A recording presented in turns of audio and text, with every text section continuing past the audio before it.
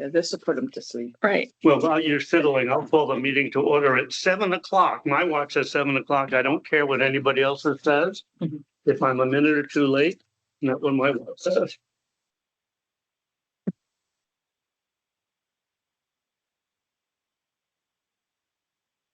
Thank you for doing that fiddling stuff. It's. Yeah, to plan for a town our size, yeah. We should have done it a long Can I time see the ago. agenda just to remind myself of what's happening with this? Sure. Okay, Yeah. So finalizing the budget, Martha and Anita, would you to walk us through what changes you've made or you recommend in the expenditure budget? so over the past week, I have spoken to board chairs, I've spoken to department heads, and Anita has added an adjustment column to this budget. And we have brought it down by $174,000. So that's on the giant sheets here. Giant sheets. And there's a red column all the way to the right. There's nothing.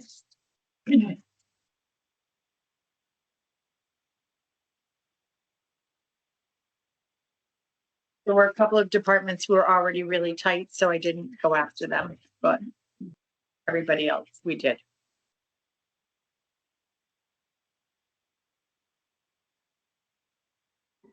Hey, BJ, this is Matt. I'm dialed in remotely. I don't see that. Can you, Martha, could you repeat the amount you said that you decreased it by? 174,000. Thank you. Yes, Anna and Matt, right? And Anna, are you online? Yeah, she's Yep. up there. Oh, The she's up picture's there. actually there. Yeah, so and I should have said that. I'm sorry. We have a full board of regular members. And In Anita, person or online. Matt and Anna, Anita's gonna try to send you these sheets so that you'll have them. Perfect. Thank you. So I'm not sure I understand the If you look, procedure. I see the column that says adjusted, that's right? the decrease. Okay, so the first one is 2649, 2000. So that's just a miscellaneous decrease in different positions. No, it's the decrease in my salary In your salary, because I don't take a raise until November. I do that on my anniversary date, not on July 1st. I don't think that's fair. okay, I'm just doing that. okay, And then we took out, in, selectmen's advertising, we went down we took 2,000 out because we're under already this year. We don't think that we need 5,000. okay. And with respect to the intern, we're leaving the intern in for now. So we With are. a proviso that it may come out. So that is another 18,000 we could take out. I do want you to know that we had interviews today. I was set to believe that the 3 people we interviewed may not work out, but 2 of them were extremely strong. So I would love to keep that in if possible. If you need it, then and we explained that to them that tonight was the final budget meeting. So Okay, it just kicks I mean, we talk about kicking projects down the line, but that's also a project that we kind of need. Is a policy book, and not to mention they'll do other work for us. Mhm. We also took out some, let's see, miscellaneous, we went down.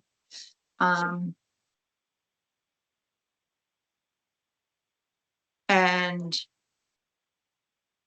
though Anita, I thought that was 5, and we took 500 out, not 3,500. Well, The miscellaneous account.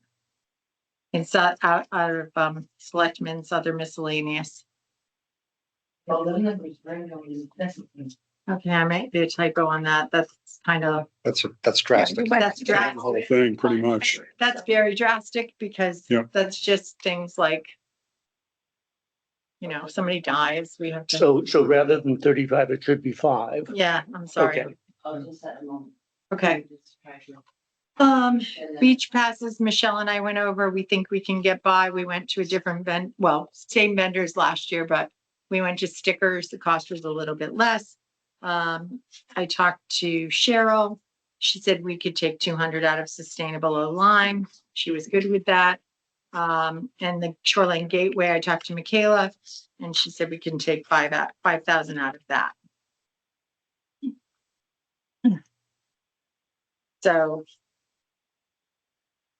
that That's about was, 10,449 out of yes. selectmen's, just Correct. And then we didn't take anything of HR because that's pretty tight as it is.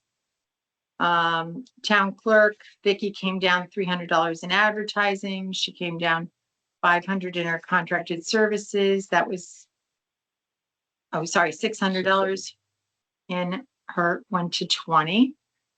And that's all it for the first page. You flip to the back. We went to Infotech and Tom took out 5480 of his budget. The number is 3480 on our sheet. No, the bottom number. Oh, the bottom number. 5480. Of the total out, okay? So total out. Yep. I mean, do you want me to go line or No. department? No. It's okay. Yep. We didn't take out for probate because that's pretty much, assessor's office took out, 11,1. David, Melinda said to tell you that she still has money in the reval budget. So if there's any appeals, she can use that. That's also appropriate for appeals. Okay. So she thinks that we're safe after going through the, BAA, that she thinks she's good. Mark Whalen took out 500 from miscellaneous. We did, so that's that. We go to page 3. We go to town hall. We took out some money from office supplies. Michelle's learned how to be a great little shopper. Eric took out some money from building supplies, based on what we've purchased from Blackburn this year. Repair and maintenance, we went down $12.50 again per Eric. And so that was a savings of $32.50. Then we went to insurance and Anita got a great email yesterday or today that dental has come to, what? Yesterday. Yeah, dental came down 12,000. So that was a good bunch. And then we went to affordable housing. I talked to Jen Miller today. She was willing to take 3,000 out of her budget on various lines. They also have some ARPA money, so they have something up in that.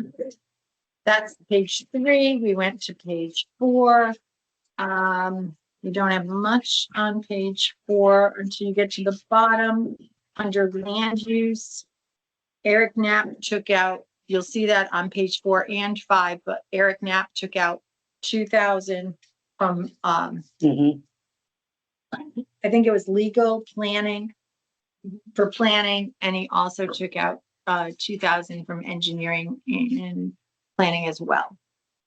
That was a savings of 4. Then we went to the Sound View Commission and Frank was willing to take out 3,500 from his miscellaneous and 1,000 for his community services and events. Mhm. Then we flip to page 6.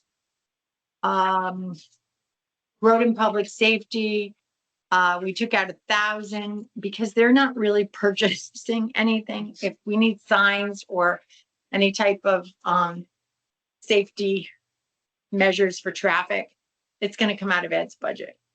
So I gave them a little in case they had to buy an experimental thing, but I cut that back.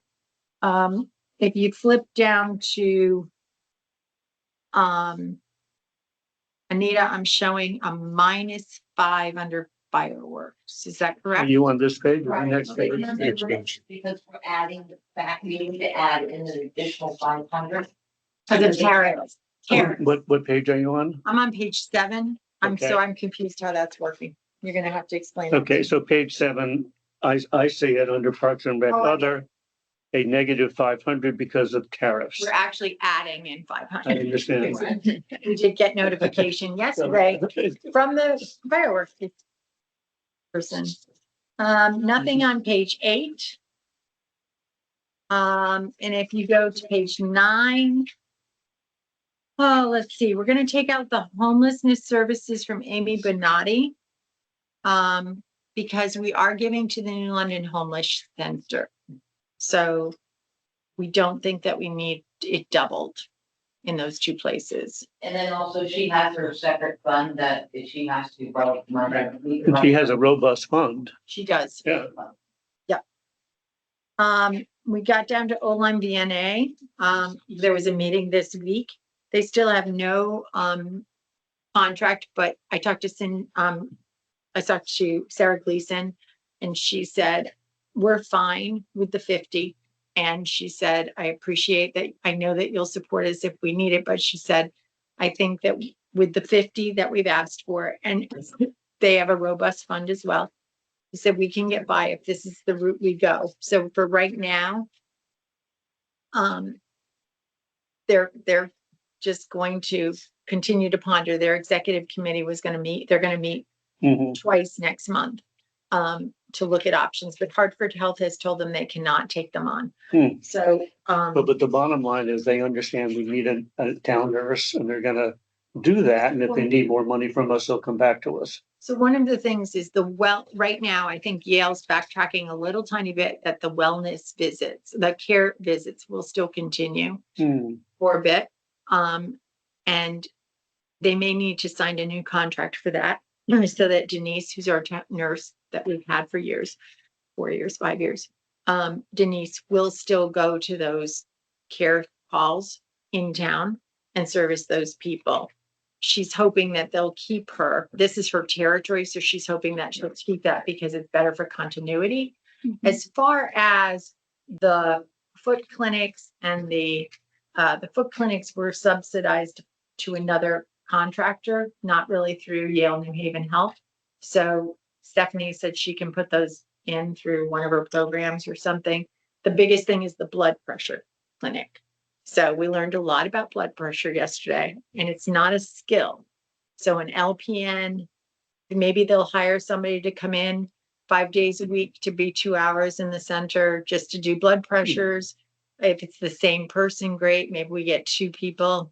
Maybe there's somebody who's a nurse, but is a, stay-at-home school mom, would love to do a couple of hours at lunchtime.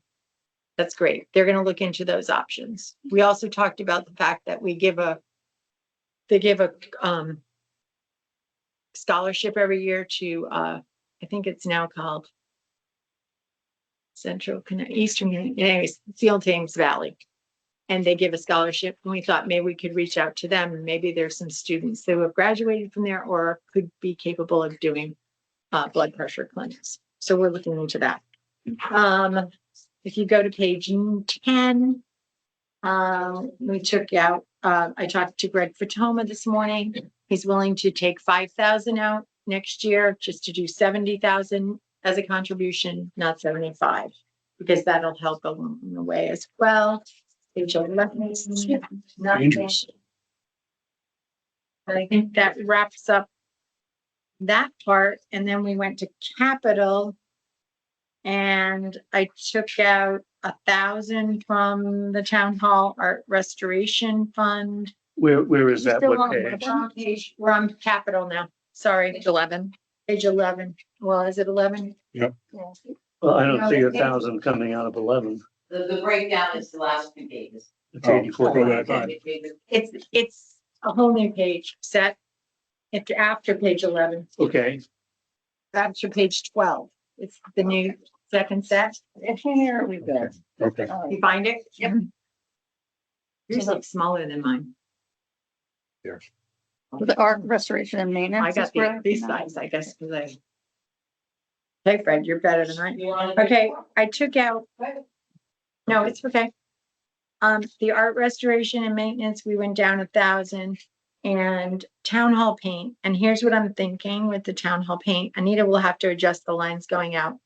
But I'm thinking, and Eric's away this week, so Anita and I made an executive decision.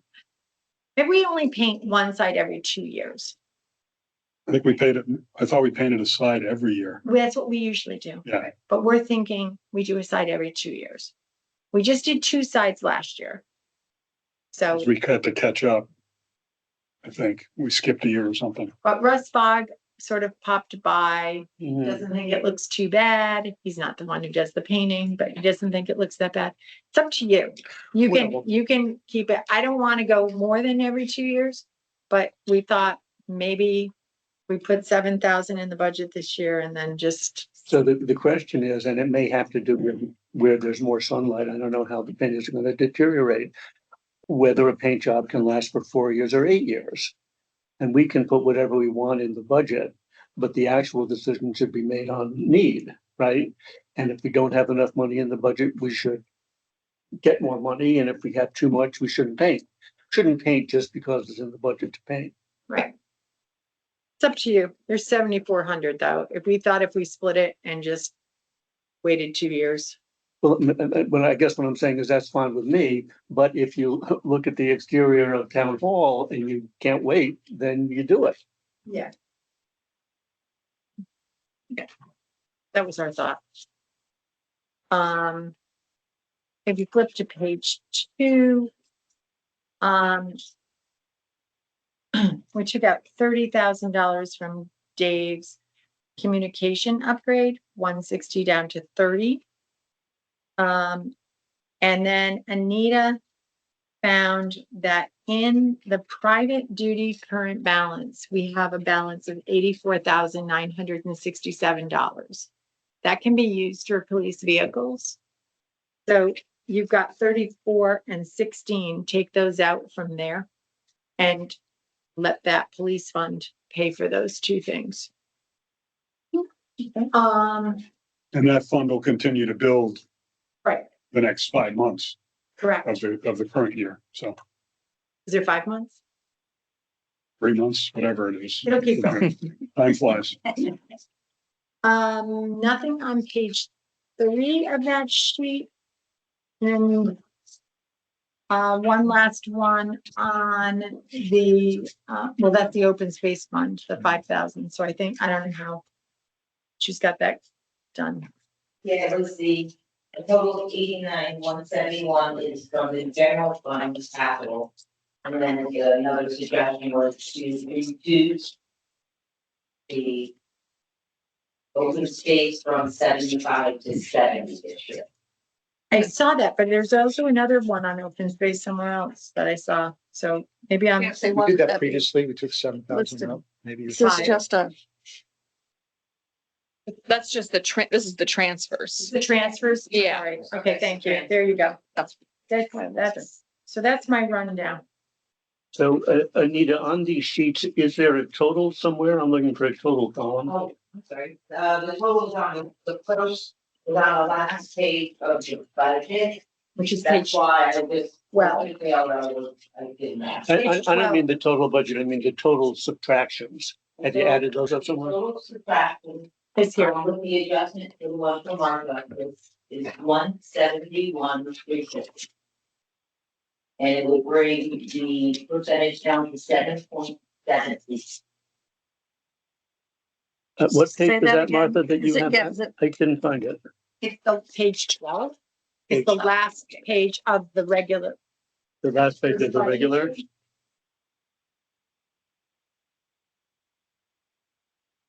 So do these 11 by 17 sheets tie out to the summary, Anita, or no? Not for the adjusted numbers, no, that only ties out that sets the old numbers that we have. Then are all the numbers that have been approved before we make any adjustments tonight. So 45,564,754 was the old total outlays. Now, and then if you want to take the whole set of 171 advice, and we can reduce it by that number, that number was not added to any column because we wanted you to decide is those numbers work? Are you looking to do more? Are you? I'm not quite following. I found page 12, which is good for me. And I see the 174,350, that's the aggregate amount of the deductions minus $3,000. So it's overstated by 3,000. But when you subtract that from the number that Dave cited of 45,5 something, then you get the 45,391. So is it the case that if we accept all of these changes, then we get 45,394, more or less? 104, Okay, and it would give you a percentage of 7.78. okay. Well, so personally, that sounds, Martha's run through, but sounded right to me. But folks, comments, questions? Great job. I mean, in Yeah, terms thank you of for doing it. Yeah. turning over stones, you and Anita, and finding things, being creative, like with the police funding $50,000 for replacing a police car that can be taken out of their private duty funds. I mean, that's great. Thank you. It's an awful lot of fun. Yeah, I'm sure it was. Yeah. Does Robert know you took money from him? Well worth it. Does Robert know you took some money from him? Mr. Rivers wanted to make a trade. We took his, and that we're not doing, wanted to add in turn. So procedurally, what do we need to do? Because we had gone department by department and approved numbers. Do we just need to approve a bottom line number at this point, or? Yeah, I would suggest that we approve the individual changes that Martha has just gone over, which then result in a bottom line number of 45,394,104. You really want to make all those motions, or do you just want to say? I would just make one motion that we approve the changes made on this sheet. Right. Yielding a total budget of, Yeah. somebody want to make that? I'll make that motion. I move that we accept all of the changes presented by Martha and Anita, amounting to a decrease of $171,350, resulting in a total budget amount of $45,394,104. 171, I thought was 168. That was 174. It was 174, okay. Yeah. Yeah. I'll second that motion. Any further discussion? All in favor, say aye. Aye. Aye. Any opposed, say nay. Lana, are you a nay, a yay, or nay? I'm a yay. Go I'm good. go like this if it's a yay and like this if it's an A. Aaron and I from. Yay. Okay. I heard Matt. So then Yeah. this 8.5 by 11 that you gave us is what? This is kind of yesterday's budget without these changes? Just throw it. Yeah. This is last week, old news. No, this is different. Okay. Yeah. Well, yeah, Yeah. that's. Don't pay no attention to that This piece of doesn't paper. have to, you don't get confused. They're no good. That was a summary from. Last week. Okay. That's great. So the next item is the mill rate calculation, which isn't just arithmetic, it's also philosophy and concepts. And what I'd like to do, I think, is to have us go around the table, and anybody who wants to express a view to do so with the reasons why. We can start with Dave and your chart and so on, addressing the fact that as of a week ago, there was a split between the folks who wanted to take more out of the surplus and the folks who wanted to limit the withdrawal from the surplus. So that's a gap we need to bridge tonight. Want to start, Dave? Sure. So Anita and I went through the numbers and reconciled them. So what I had circulated were 3 different scenarios to just demonstrate what happens if we take X amount of dollars out this year and then assume that we're going to take some more next year probably as well. So in every scenario, the ending fund balance is a percentage of outlays plus transfers, exactly as it's done in the audit, goes down over the next 2 years fairly significantly. And this year, for example, we had fund balance outlays that were beyond budgeted fund outlays of 1.65 million. So if you look at what we've got before us, we probably have some money for Grassy Hill. At some point, we're going to do sidewalks and street improvements for Halls Road. We've got the Bow Bridge also as part of Halls Road. If we choose to do that, that will take money over the next several years is what the plan is. And then we've got sewers as well. So the balance can quickly be diminished as it was this year with the 1.65 million that we didn't anticipate. So my view is that it should be used, but not as strongly as others have argued. And thank you, BJ, for digging up the article and taking a look at our surrounding communities. We are a lot more vulnerable than other communities. When you look at elevations and you simply overlay through GIS, the flood zones, the 100-year and the 500-year flood zones, Soundview goes from basically 2 feet above sea level. It rises until you get to Shore Road. But when you overlay both of those metrics from FEMA, it's pretty considerable what's at risk in Old Lyme compared to Old Saybrook.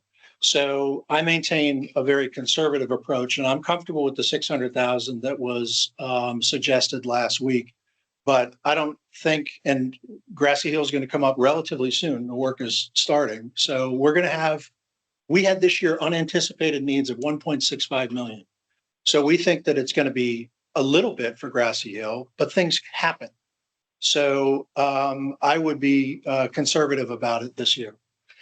Let me just ask Anita, the expenditures for Grassy Hill are included in the 5-year budget projection, is that right? Right now, we're under, approximately, I estimated 400, Mark was saying about 365 or something like that, which your email for the Grassy Hill, that additional money needs. Yeah, I sent it to you and because David had asked, it was, I think, Yeah. I estimated 400 and that is not included in this. What's budgeted was a lower number, but the numbers are I'm coming not in talking higher. about this year, but for the subsequent years is what you're talking about, right? The future projections are under budgeted by a few $100,000. we have I think we have 960 something in our savings account. We have another 300 and I'm going to say 27. It could be 347,000 in a grant. And according to Howard Fromer, these projects, there are people that don't maybe use their money, all of it, whatever. There's always a little slush fund. So in a situation like this, if we did go a little over, they probably would give us a little bit more. Grassy Hill currently has 1,372,863. Plus, But you mentioned it was gonna be about one. no, it's. Well, we don't have to pin that down, So but we're David's good. point is certainly correct that we're always going to have capital expenses. Yeah. And we're always going to have unexpected expenses. And if you look back over time, every year we have a couple, $2-3 million, whatever it is. And that's, it's unpredictable. Okay, so that's giving us about 1.6 for Grassy Hill. Right.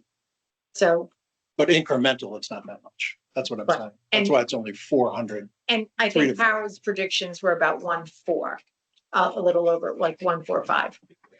So, and I don't want to comment That's after fine. everybody speaks, but because theoretically, you're right, in other words, if we budget perfectly every year and the amount of tax collections and other revenues equals our expenditures for the year, then our unassigned fund balance remains the same. It goes up or down only to the extent that there's a differential between revenues and expenses.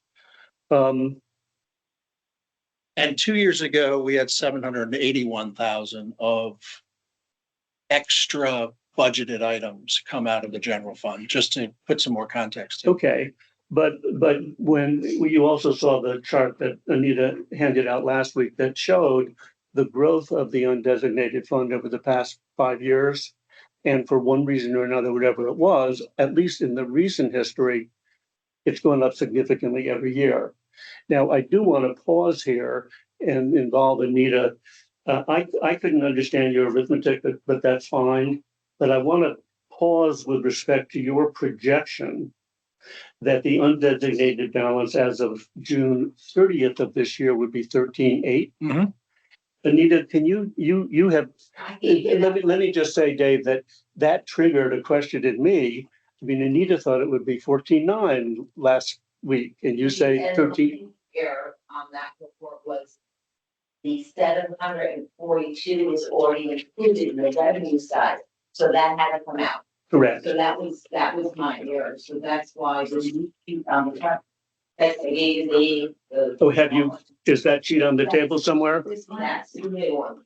That's This long sheet, different than Dave's by. which you had, it was part of the big package. at the Gotcha. end, and that was- Yeah, I've seen it, but Yeah. I did do some digging, but yeah, there's at least a little more research.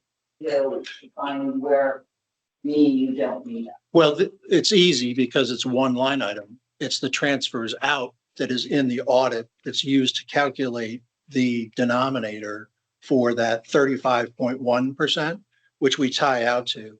So last year's appropriation for the funds out was 12,797,700, which is not reflected in your number here for the estimated balance at 630. In my other numbers, depending on which page you look at for the auditor, there's many ways to do the drawing. But Anita, we went through this though, I know. and we reconciled that the difference between the 14,995 were two items that are the restricted funds that are in the general fund.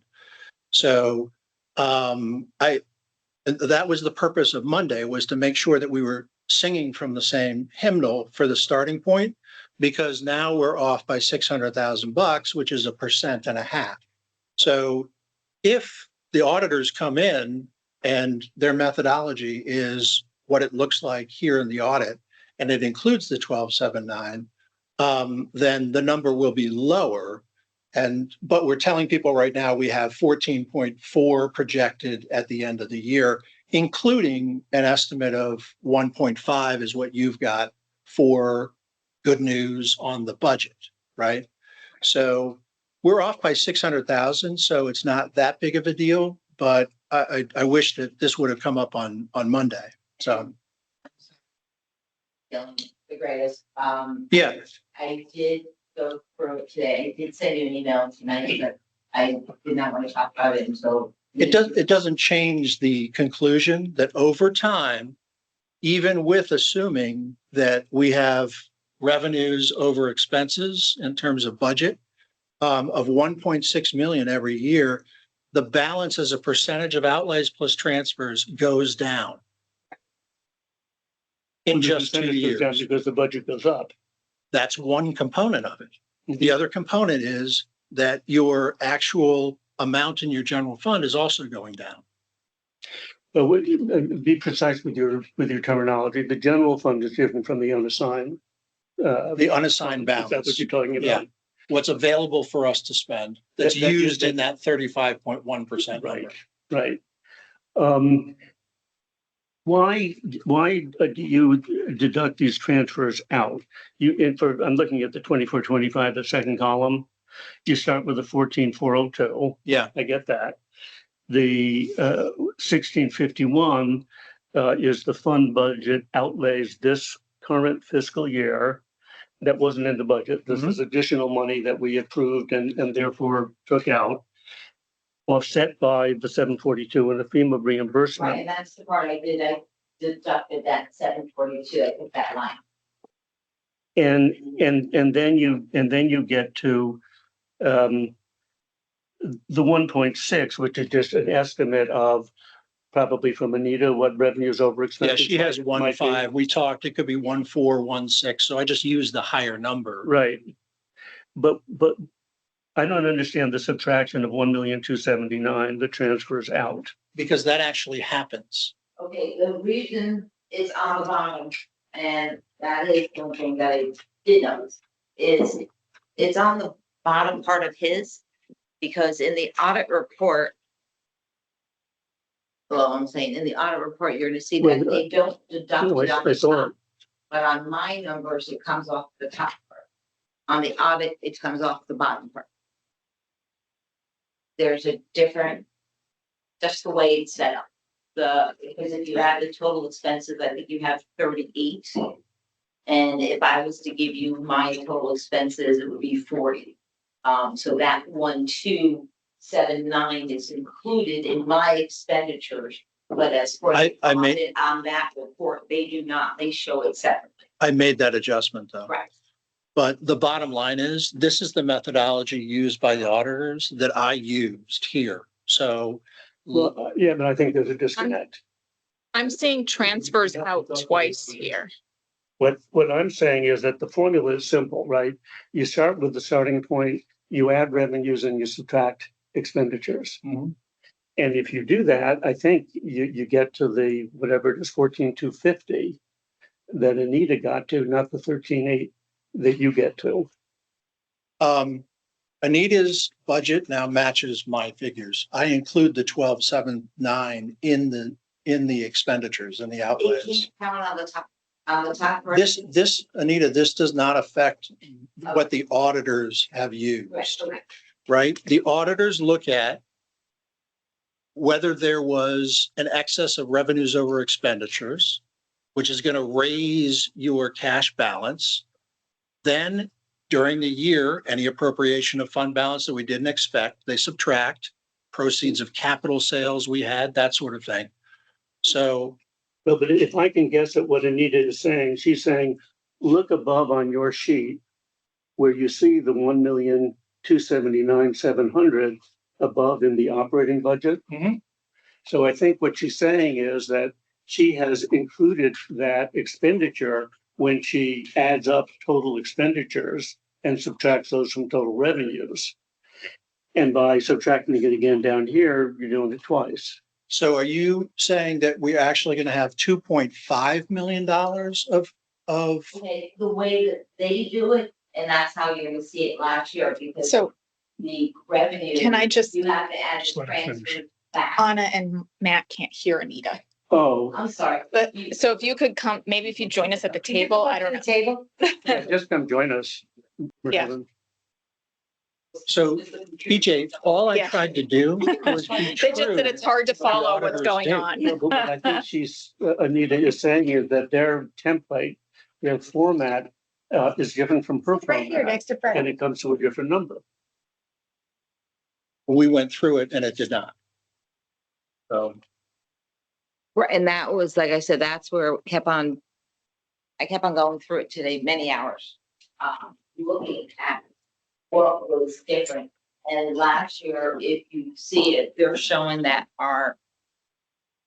it was, the profit was 3 million and something, but our profit wasn't 3 million, it was actually 1.8. It was the profit that we actually had plus the transfers out, because it shows above. So they doubled it, and then you take them away, and then you come to another number. but that's what I've done after our discussion is I've included it up above, just like you do. Let me ask you, So Anita, I don't think it's going to be, it's really fruitful right now to Right, go I through think it. me and If- Dave if really we're- need to sit and go through Yeah, but it. we need to determine a mill rate tonight, Correct, no, and I will, or Don't determine we it need to until May. suggest it. We Yeah, need to exactly. Yeah. Figure out where we're gonna be. but let's just take a look at Anita's sheet and let me see if I Can I just ask understand a it. question? Is there anyone who doesn't have this with them? Because if not, I mean, I can go make copies for I mean, people. that's Dave's Here. sheet. Is this two different copies? Is this the same? There thing? was three scenarios. 600 and the 800,000 is what Can I I just printed. borrow out. this so that, Sure. you have this? You have it in an email? Kate, you have it in front of you? I have it in front of me. Do you want me to go make some copies If of you it? don't mind, Michelle, just, Diane doesn't have one and I don't have mine in front of me. Jude, do you have one in front of you? No, I So don't. you could make one for Jude. I- Anita, did you want one? no, I have a Okay. couple. Thanks. Thank you, Michelle. But Anita, let me walk through your sheet and see if I understand it.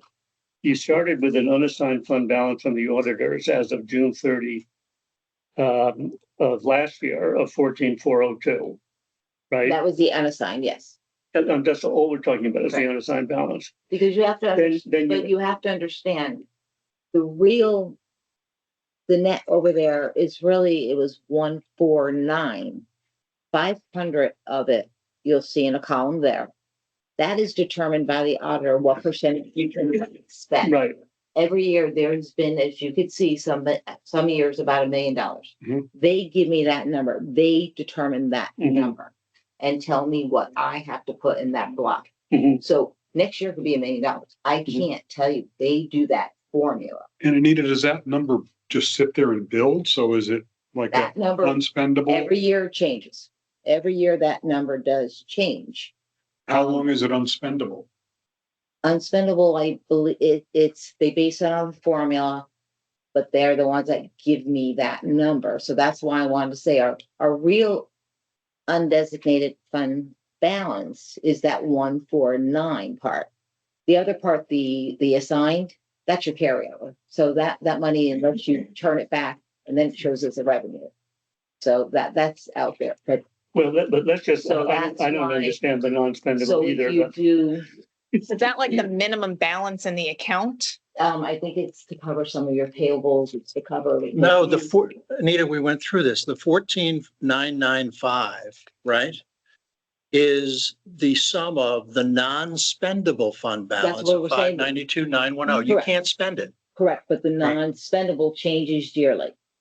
The auditors will give you a new number every year and adjust what is spendable and what's not. The unassigned balance is 14,402,328. But they will assign what's the unassignable and what's the assignable every year to me.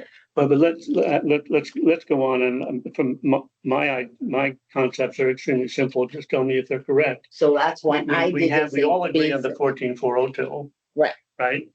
And then what you're saying, having looked at not just the budget, but the actual expenditures to date and the future expenditures for the next 3 months and the revenues to date and your anticipated revenues, you think just on that basis, there's going to be a surplus of 1.5 million. Again, it could And that's be, gonna, and it could be up to a couple Wait, hundred did you- different, I was playing No, around no, on I the bottom. understand, but the And concept is, at this moment, your best guess is a surplus of 1.5. and I'm good with the 1.6 either. I'm good However, either. You also recognize that we took out 1,651,000 that wasn't in the budget, Right. right? So we have plus 1.5 over the budget minus 1,651, which gives a net of minus 150. And that's, you subtract from the 14,402 to get the 14,250? Is that how you, okay. And the other variable in there, I would guess, is we don't know on June 30th of the end of this year, when the auditors come in and do their thing, how much of that they're going to put into that non-spendable column. I don't. Whether it's, some years it was 30,000 and some years, to your point, it was over $1 million. And that's why I wanted to show you that. Yeah. That part, So, because of that that is an adjustment at they. come in estimated, usually 14,250. October. They'll give me that number in October. Yeah. And they So- normally tell me that number in October, and that's where any adjustments are. So I guess my point that I was making at the end is we're not reconciled to the tune of 600 grand, which is 1.5%. So the trend remains the same. My feelings remain the same. And currently with transferring, if you transfer out 600 with the adjustments of the 171, your mill rate will be 16.31, or so you can go to 16.3. In any event, let's not spend more time with the Dave and Anita difference. But I think we've at least narrowed the projected fund balance between 13,800 and 14,250, somewhere between those two But again, numbers. that's in a vacuum though, BJ. My point is that the trend is going down over time and will continue to go down. Oh, yeah. Well, it'll continue to go down if and only if our revenues equal our expenditures. Over the past several years, our expenditures have been less than our revenues, and therefore the fund has gone up. We don't know, as we sit here today, whether the current budget of 45 million and change is going to be high or low. That's why I've included 1.6 million in the projections, assuming that we're going to beat budget by 1.6 million. Well, if we're gonna beat budget by 1.6 million, why doesn't the fund go up by 1.6 million every year? Because there are deductions there that are also assumed, that we use a bit of the general fund to continue to offset. Well, but then what you're saying is, we're gonna have an excess, but we're also going to have unexpected withdrawals No, from the surplus. no, that's the 600,000 is what we've done historically to help offset any tax increases. I haven't assumed anything that is outside of our control, though that would be a good assumption. This is not an overly conservative assumption, is my point. Yeah, I'm sorry, maybe I'm just being dense, one of us. Again, my simple arithmetic is, if revenues exceed expenses, the undesignated fund goes up. And if expenses exceed revenues, the undesignated fund goes down. You can make whatever assumptions you want about what's going to happen in the future. We do set the budget every year on a zero balance basis, right? We set the budget with expenditures equaling total revenue, taxes and other forms, right? And if there's an unexpected expense that causes expenses to go up, but no more revenues, it's going to go down. And conversely, if expenditures are less than budgeted and revenues are the same, but they go up, it goes up. I guess what I would say, what you're saying is that the unassigned funds are never touched in your view going forward. That's the wrong way to do projections. No, they're touched in a conversation like we're having tonight. They're touched when we have a need to touch them. They're touched when we needed 1.6 million this past year. Right. When you do historical, you have to look at historical trends in order to make accurate projections. Would you agree with that or no? Yep. Well, I agree that you need to take history into account. Accuracy in projecting the future is typically difficult, but go ahead. Well, that's what I've done. We've always had excess budget, right? So I've assumed that's a plus. And then we've always taken out of the fund. But the fact is, if you look at Anita's sheet, I can over the zero past this out, 5 years, BJ. It's still going to go down because the budget is going to go up. but you just said, look at history. Is it not true if you look at the undesignated fund balance over the past 5 years, each of those years has gone up between 500,000 and $1.5 million? You want to see your sheet? Yeah. Budget, but that's fine. We didn't take any money out last year in order to offset the tax increase, right? We didn't. We did not. No, we did not. And historically, we have done that. You have it right on this sheet. Starting in fiscal year 21, the balance was 8.5 million, went up to 9.4 million. That's because we run a surplus every year, BJ. We don't intend to, I'm not going to pursue this. We don't intend to run a surplus. We want to run a zero balance budget. If you don't think that the percentage of the unassigned fund as a percentage of outlays and transfers out is going to go down over time, that's fine. I think it will.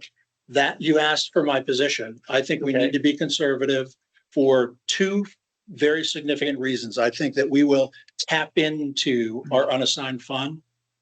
And we have a much more vulnerable community than other communities around us. And I'm only responding, well, in my narrow point, your comment about looking at history in order to predict the future. And I'm saying, if you look at our history over the past 5 years, the undesignated fund has gone up substantially every year.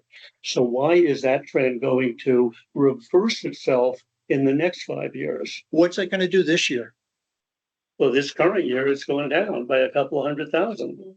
And Right. going into the future, it's all. And that's without taking our out interest $1 rate. million. I was gonna say, one of the things that Our was interest rate has not been, predicted by us was our earnings at Webster Bank. And that changed significantly, and that investment, our It helped investment income and that went up may big time. be changing now Mm-hmm. and for the next, who knows how long. Mm-hmm. And that could impact, I mean, I know we budgeted conservatively, I think it was 450,000 Yeah, we did for 3.5. next year, Yeah, we did 3.5%. interest, But expected now, interest and the income. more the more your But- surplus comes down, But part of you're that not is, getting the interest on it. right, we're taking money out of that surplus, so there's not as much money in the bank earning interest at potentially a lower rate. So I think there was a year we And then had $500,000 also, or $600,000 over budgeted for the income on interest income. Right, and so the And that question may- is whether we're overestimating interest income or not. Anita budgeted at, you say, 3.5% on the And then- general fund and 0% on the special funds. no, they all get the same. No, I thought that It just goes into the. It fund. stays in We don't those fund funds. it there. well, but I thought that the $6 million we have in the special funds, you didn't include in your interest calculation. No, that does not go into the general fund because it has to go into those funds. But it doesn't go into your estimate of revenues. Correct. Okay, so just to restate it, Right. we have another bunch of millions of dollars sitting somewhere that's going to generate interest that we haven't included in the revenue projection. Because sorry to interrupt you, but that's sitting in those designated funds. The interest earned on the fire apparatus fund stays in the fire apparatus fund. But it's And will still, help, it's money of it, it's not in the undesignated fund. correct. It's not available for anything but fire apparatus.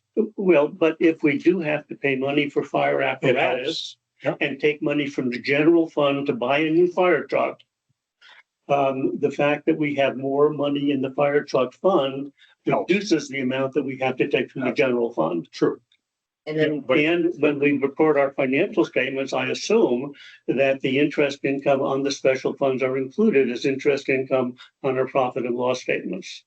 it goes on to, if you, down there, you'll see it. It's It'll be in the other- special it's in- funds it's in as a- special- as it an shows up as an in income special item. funds. Anyway, well, and my only point is we could be overstating interest income, but And then the other I think it's thing reasonable. is the lower fund balance you have in the bank, your analysis fees. Because that offsets our new methodology, the way we do it at the bank with the analysis fees. So the higher you have it, the lower your fees are. And that's why this year we had it at 23,000 compared to the year before it was at 28,000. So let's go on into, with apologies for oversimplifying your position. I think basically it is, you're mostly concerned by catastrophic weather events in the future that would reduce our residential tax base. And therefore you want to be prudent or conservative with respect to reducing the fund. We also have significant needs that are going to come up that we can clearly identify with Grassy Hill and others as well. So tapping it too much without, again, to your point, in a vacuum, but we know we're going to have stuff. But we always have stuff. Right, so the Right. question is, but the question is whether the stuff we're gonna have in the future is more than we've had in. Because what we've had in the past, we paid for with budgets that just go up incrementally every year. That's because we, So yeah. if we've spent $3 million on capital improvements and next year one of those is gonna be Grassy Hill, that won't be a change. That'll just be in the normal course. Now, you raised the question of the sewer, which is a good one. if we do Grassy Hill in this fiscal year and we haven't budgeted for it, that's a different story. It's got to come out of the unassigned balance. Well, to the extent that that it exceeds the reserves that we already have for it. That's right. Okay. Fred, do you want to comment? So I don't think we're gonna resolve the issue of the correct amount. No, I think for the moment, let's just hold I that as, guess the question I have, is the grand list going up to help us out? what, Well, The grand list is going up by 60%. The grand That's list why the has mill gone rate's up, coming down. but the adjusted grand Yes. list as well can come down.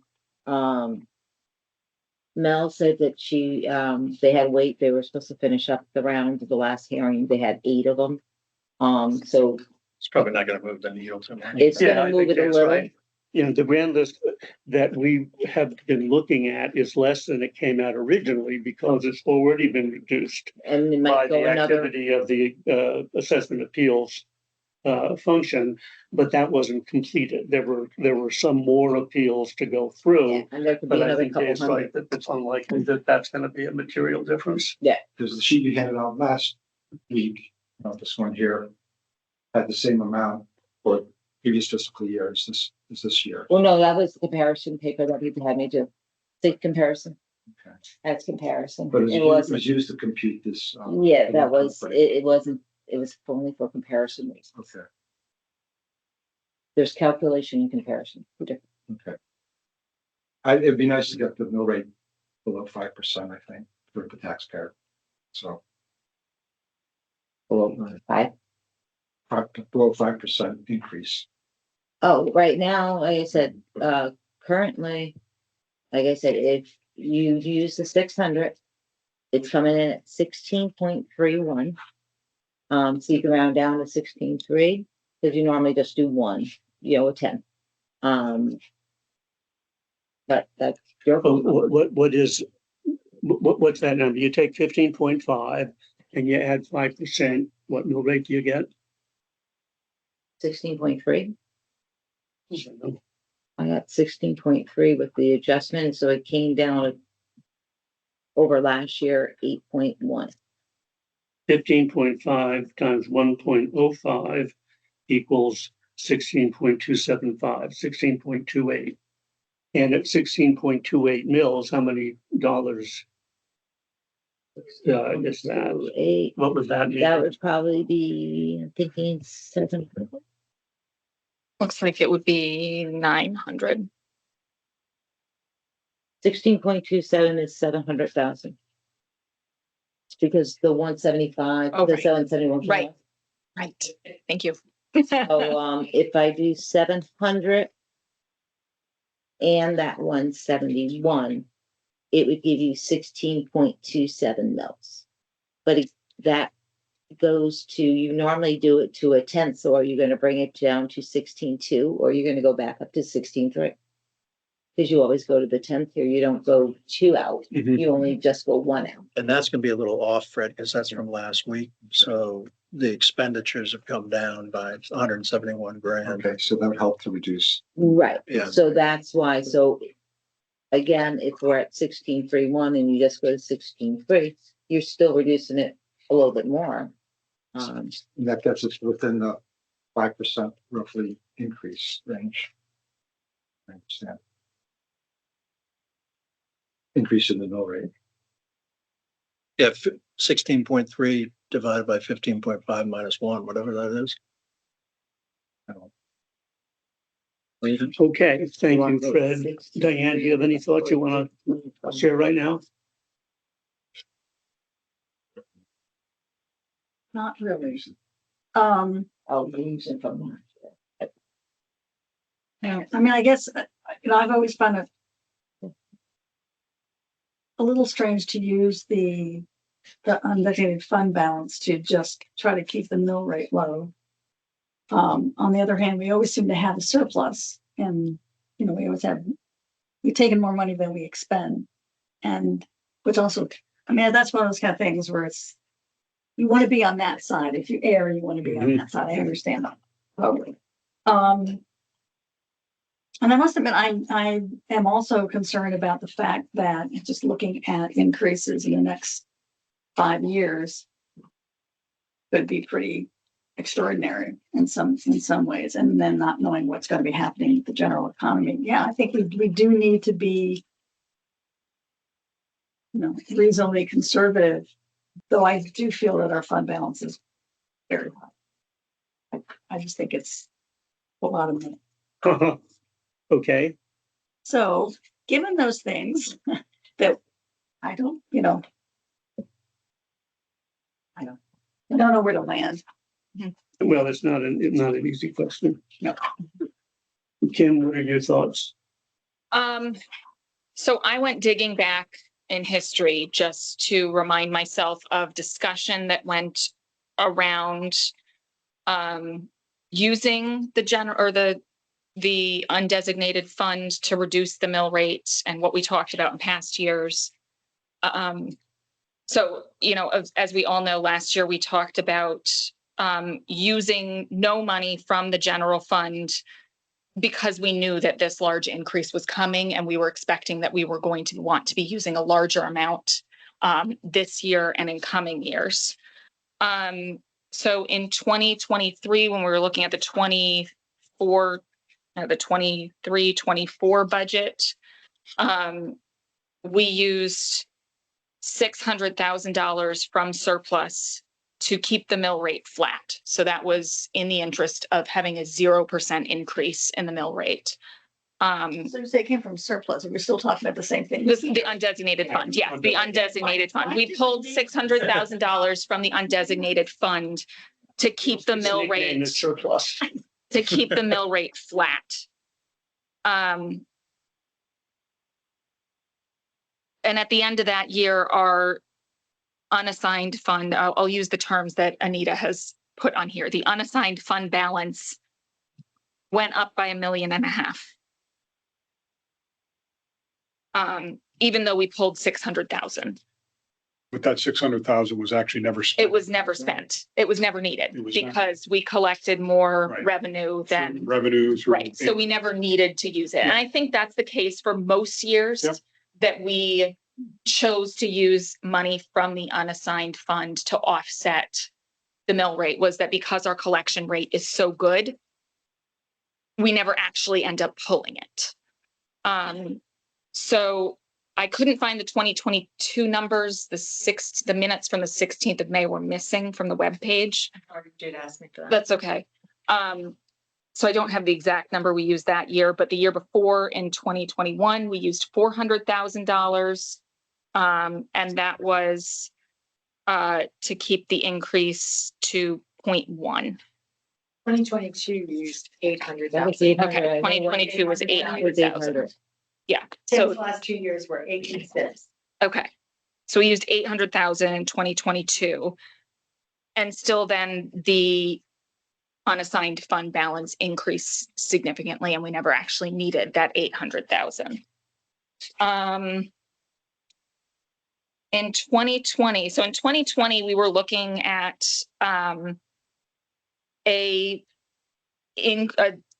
looks like 5%, close to 6% increase, a 6% increase in taxes. So similar-ish to what we're looking at this year. And ultimately pulled $800,000 from the unassigned fund to keep that mill rate to an increase of 3.73%. In 2019, it was 800,000 again. And that was to keep it to a 2.28% change. So I was trying to look at what were the tolerated change levels and how much were we pulling? And it would seem to be that 2.5% to 3.5% increase, and that we were taking up to $800,000. Is it true that you never used that in all those years? And in all those years, I don't think we ever actually ended up needing Probably not. that money. So we're kind of using this It's a math. exercise, It's a math. right? Yeah. To lower the mill rate, knowing that we're probably not going to need that much money anyway. Right. So the other thing in our minutes from April 2nd of 2024, so a year ago, so the same people who sit on the board now, we had this discussion about what percent the general fund should be related to total budget. Surplus. The unassigned fund balance should be related to the total budget. And there's a line in here. It says, it was agreed that best practice is to maintain a general fund of 15% of total budget. So that was at our April meeting. I don't know that we took a vote on that. We didn't take a vote. Voted on that. It was just in here as Yeah. discussion that we agreed. And I looked just to see if there had been an amendment. I looked at the next, In light of. that was at the beginning of the meeting. We I didn't think vote on in it. light of Anita's conversation with our partners from our audit firm, Mhm. 15%. No, and I'm not saying that we should go down to 15%. I'm just saying that we've had that discussion, and I agree that when the auditor and when we're talking to our bonding agent and they're saying 25%, that makes sense to me. Our financial Right. one spoke to him. He does like 30. Mhm. I know that when BJ talked to him, BJ's got him, he said 25 to 30 is fine with him. Well, and more specifically, obviously, you can borrow money with a smaller surplus, or nobody in Connecticut would borrow any money. The question is the effect on the interest rates, and the interest rates are tied directly to your credit rating. Mhm. So the specific question that I asked Barry was, if our surplus went down as low as 25%, would that affect our AAA rating? And he said, I don't think so. So obviously, the higher it is from a credit rating agency standpoint, the better. Correct. But that's what it said. No, I think I have a higher tolerance than other people to pull slightly more from the unassigned fund. Because we're looking at a substantial increase. And as we've talked about before, there are a lot of people who've had major adjustments to their evaluation of their property. And I think whatever we can do to minimize the impact of that this year, we should try and do. And the only tool we have to do that with is the mill rate. Thank you, Andy. Um, You want to withdraw $1.5 million? not today, maybe over the next few years. Again, I want to thank Anita and Martha for the work they did, and coming up with $171,000. What that does for us is it obviously helps the mill rate, but it also reduces potential surplus at the end of the year. Mhm. Because you just took out of the budget $171,000 of things that last week were expenses that we budgeted for, that this week we're not budgeted for them. So if we really didn't need them, and I think you were very thoughtful as to where you pulled the money, that's a good thing. But that means that's $171,000 that isn't going to get added to surplus. It's not going to be excess revenue in the next year. BJ, the information you sent out, I thought was also very helpful, showing the other towns. I felt good about where we were in terms of surplus. I know it was old information, but I'm sure it's pretty much staying the same. I did click on one of the links on it, the guidelines, and a couple of the reasons it gave for having a higher surplus were perceived exposure to significant one-time outlays, i.e. disasters, which David's map that he sent around this afternoon kind of shows the 100-year potential of a flood hitting. And when was the last time a major storm like that hit this area? The 30s? It was Isaias, we had some damage from Isaias, and then was it Sandy before No, that? I'm talking about Oh, 1936. The 1938. 38. Well, here we are. That's only 13 years away. And it's gonna hit us. So who knows? I mean, God, let's hope that doesn't happen. The other things that it says to take into account, immediate capital needs, which David pointed out some. State budget cuts, federal budget cuts. We don't get a lot of money. I guess we're lucky. We don't get a lot of money from the state. We don't get a lot of money from the feds. But who knows, with DOT funds that come from feds that trickle through sometimes for some of the grants we get, And the feds, unpredictable. they sent this year, a spreadsheet that I'm working on now. They want to know exactly, because they're basically stating that our motor vehicle and our supplemental motor vehicle taxes are supposed to be going to roads. They wanted to know how much towards roads will be. So they're gonna start telling us how to spend our money. So- Potentially. So this is the first year they started. They're doing it for every town. I think the other thing that we have that's unpredictable is the Board of Finance does not control Region 18. They set 80% of our budget. That the taxpayers have as much control over it as we do.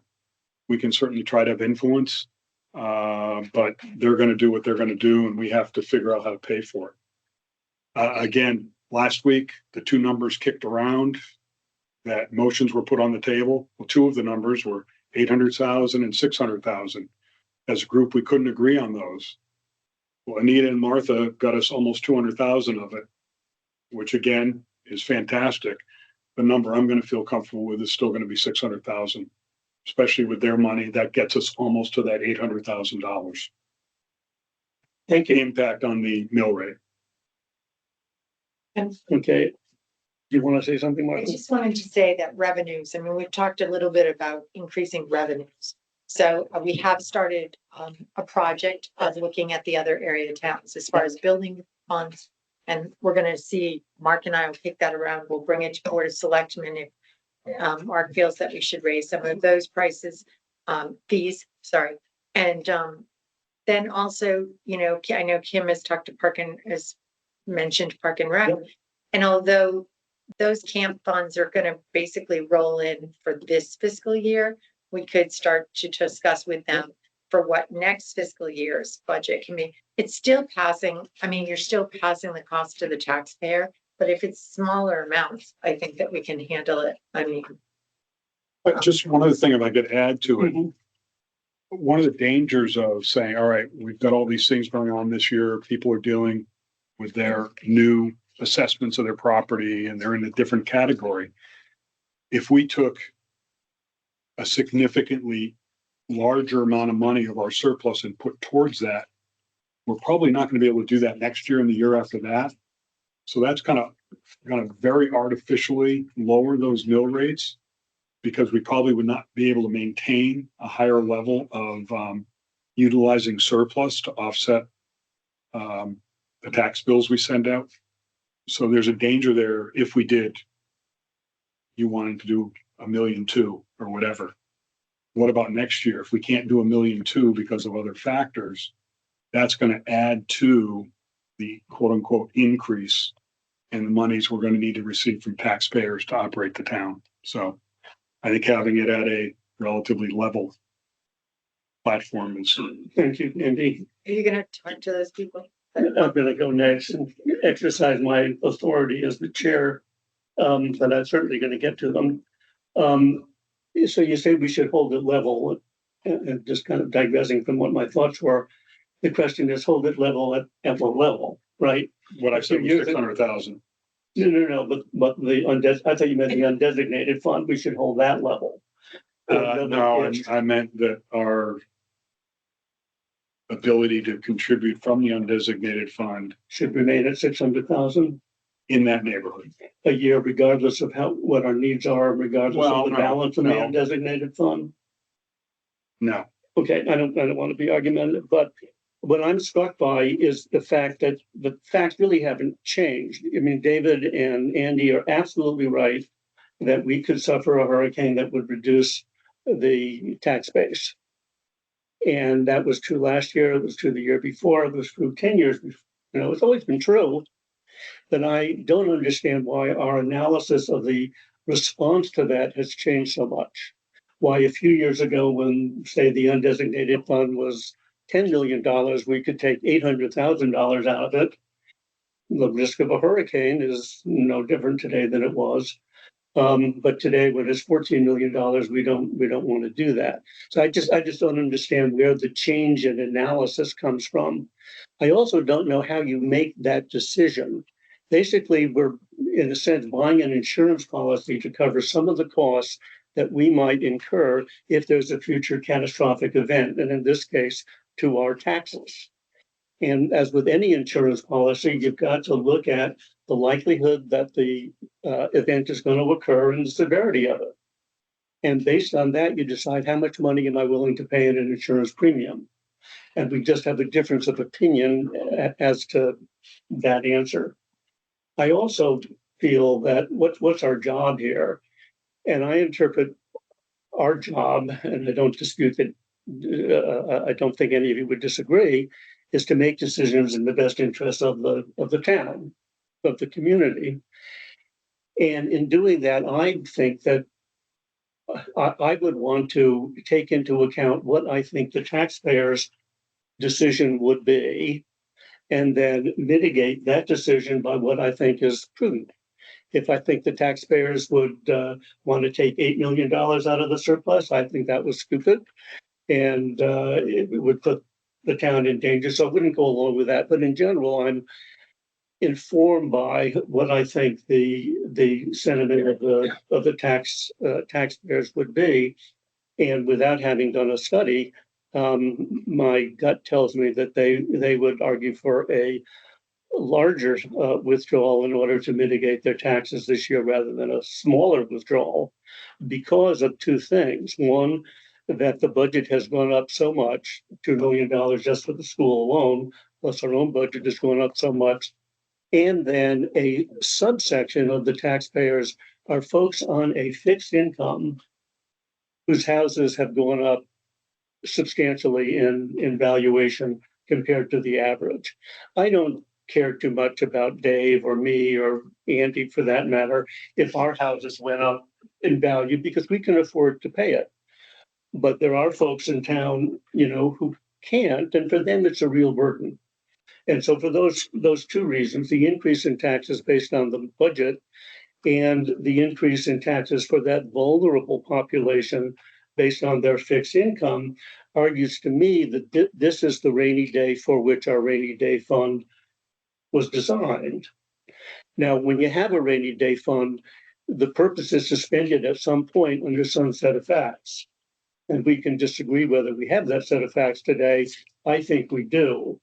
And obviously, if you have a set of facts that argues for taking money out of the rainy day fund, the fund's going to go down. It doesn't mean that it's not going to get built back up again. But, you've got something in your savings account, your car gets into an accident, you take $10,000 out to fix the car and you build your savings account back up again. So I just think the time is here. I do give more credence to or weight to the statistics that were generated by the legislative office, even though they are a little out of date. From 2018 was the year. Basically this, if you read the search report, I'm just repeating what you know. The report said of 169 towns, 165 have, they call them rainy day funds. Okay. Of those, 2, and only 2, had rainy day funds in excess of 30%. One was Colebrook at 32.8%. The other was Warren at 39.6%. Both of those are tiny little towns, a fraction of ours. Dave made the point, and he's probably correct, that Old Lyme may be more vulnerable as a Long Island Sound shoreline community than our neighbors, but I don't know that. So I looked at what our neighboring towns had in 2018 as a percentage of budget, and the answers are these: Madison 11.8, Clinton 16.3, Westbrook 16.9, Old Saybrook 12.9, East Lyme 6, Waterford 14.6, New London 14.2, Stonington 20.4. So again, we can have good faith differences of opinion, but I'm surprised that all of the other towns have a decision regarding their safety net that is so different from what we think we might need.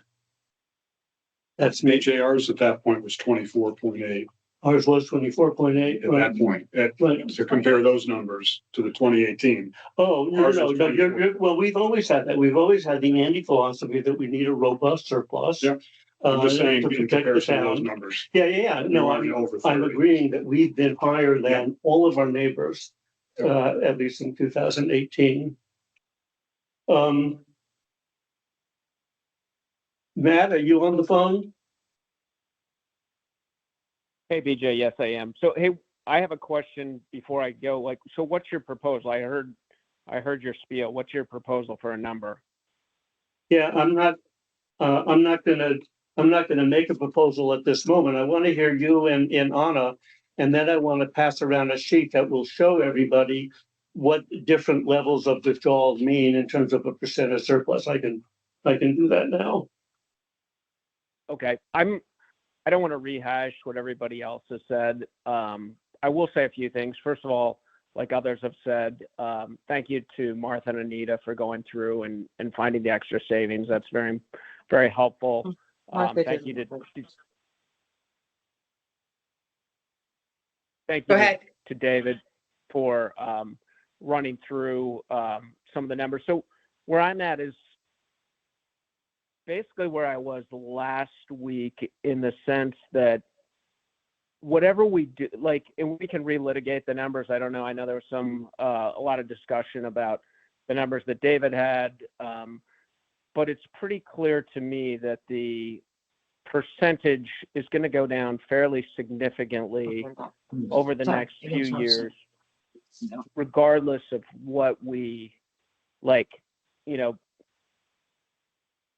of regardless of some of the things that we do. So I think we need to keep that in mind. So I'm still like, I understand the arguments about like, and I like the idea if we can keep it below a certain percentage. I think that's, that Fred mentioned. But I'm still leaning towards probably a fairly conservative approach on this thing, just because I know the debt load is so high, and I just I would prefer to increase the amount we give in future years in sort of an incremental way, if that makes sense, instead of going big right now and then having to pull that back potentially in the future. So that's kind of where I'm at. Thank you. Anna, do you have any comments? Yes. Yeah, thank you very much, Nina and Martha. I know I suggested this last week and it was a big ask, and I appreciate that you guys went through and combed through and found things. I think things, especially like the police budget, those were the things that I was really, I felt like they were out there. And so I appreciate that you found them. I feel very strongly that we should take more out, significantly more than 600,000. And part of the reason I feel the way is we've done it in the past, but I also just think over 30% is really a ton of money. We can go all the way down to 25%, and we can have time in the next few years to do that. This debt load, as we saw, is going to drop off in 4 years, not significantly, but it will start to get smaller as opposed to grow. Also, in terms of the monies that we pulled out of the budget cycle, out of the undesignated fund this year, a significant portion of that was due to the EOC. Is that correct, Anita? Yes, 1,352,000. So of the 1.6-ish, 1.3 was due to that project, of which we have a large grant that's going to be coming back. So we actually won't be pulling out a full 1.6 because that money is going to come back to us in a grant, so we actually won't use that money. So the fund balance actually, Isn't that the FEMA grant? It is, No, but no. the FEMA money is already included in part of the surplus. So it's not addition to. So that the surplus that Dave is showing at the 1.6, that the FEMA is included of the 742 in there. That's not a FEMA grant. That's the FEMA. It's no, it's not. It's Homeland Security grant. I called today. I called this week. Oh. I confirmed with Murphy and Courtney's office that grant has not been affected. It's from fiscal year 23. And it Okay. has not been affected. And Dave told me it was FEMA, sorry. well, I don't know. I got the paperwork. Okay. It says on the cross about Department of Homeland Security. And I called them and read it. In fact, I scanned it and sent it to both of them to make sure, because I was not going to be surprised if a bulldozer was starting to rip up anything I wanted to know now.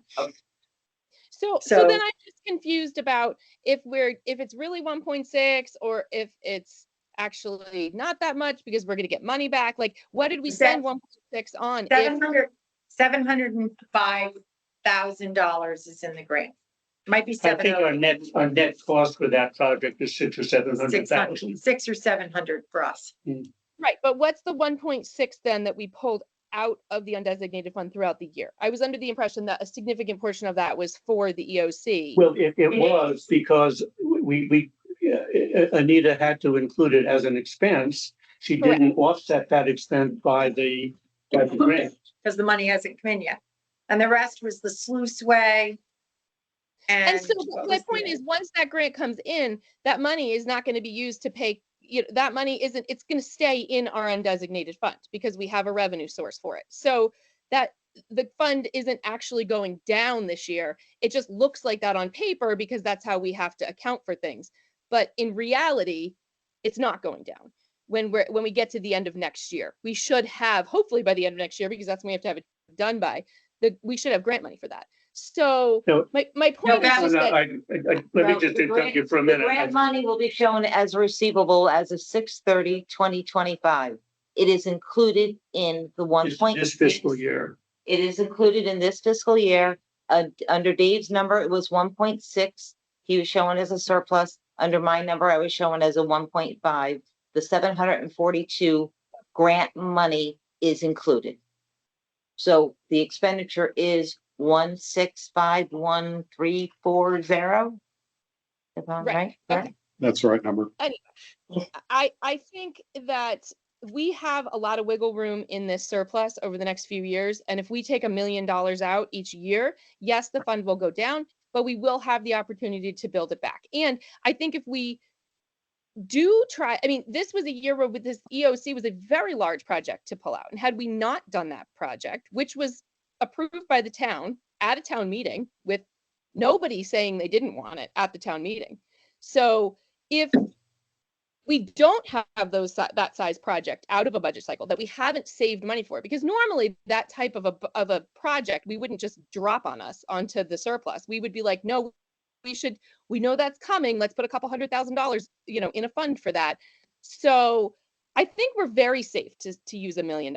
I think that it does exactly what Fred stated. It keeps the percent increase below 5%. It keeps the undesignated fund in the neighborhood of 29 to 30%, which is well within what our auditors would like to see to keep a AAA bond rating and to give us funds if a catastrophic event happened.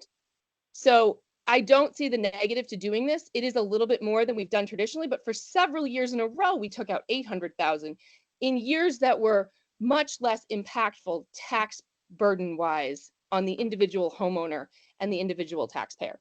So I do think that people would appreciate $1 million coming out. And I think we could take $1 million out, going forward for a few years and we would be just fine.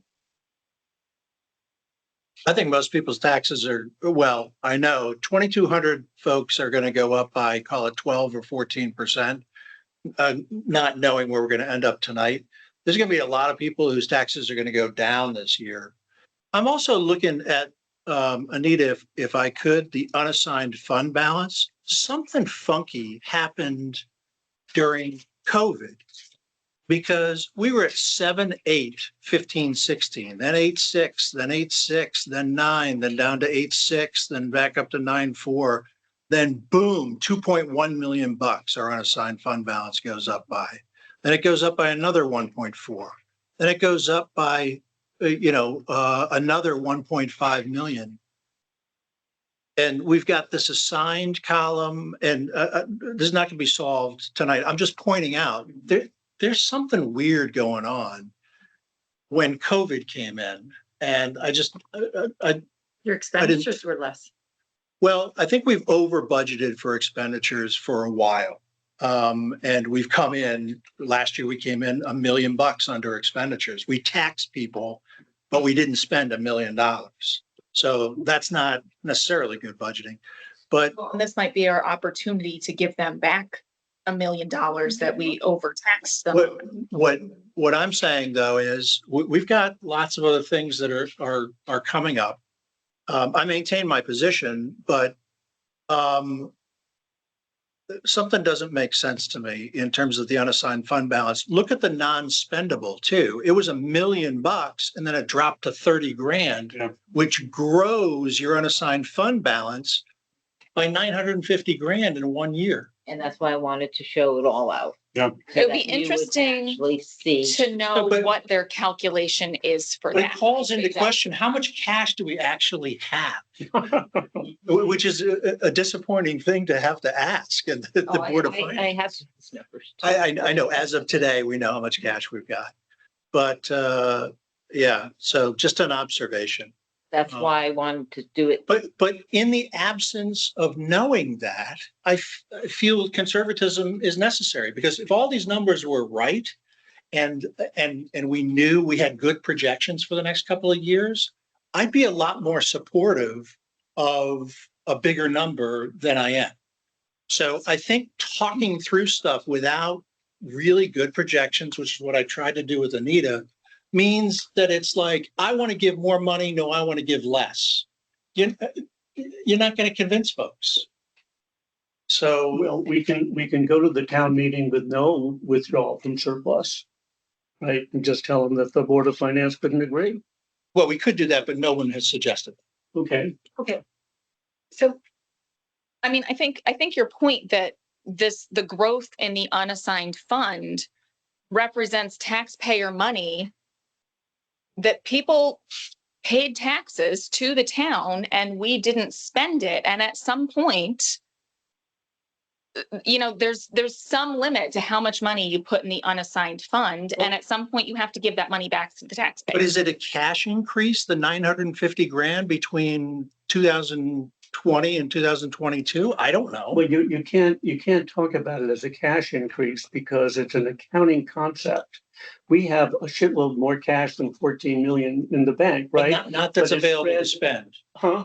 Not, Not that's undesignated, right? no, but that's my point. No. is- Well, but if you look at all of the dollars that Old Lyme has, it has tagged different buckets for different purposes. Sure. And then we have the general fund, and within the general fund, we have this bucket that hasn't been spent yet. That has, we can do whatever we want with You it. can't spend an accounting concept.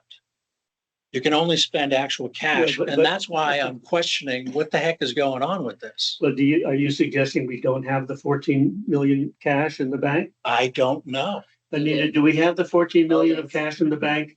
Oh, We better, Yes. because we've got we collected taxes in July, we collected taxes in January. We're about And- tax again. And that money's being spent Fund every value month. because I already Yeah. balanced No, the penny no. as of March 31st. So.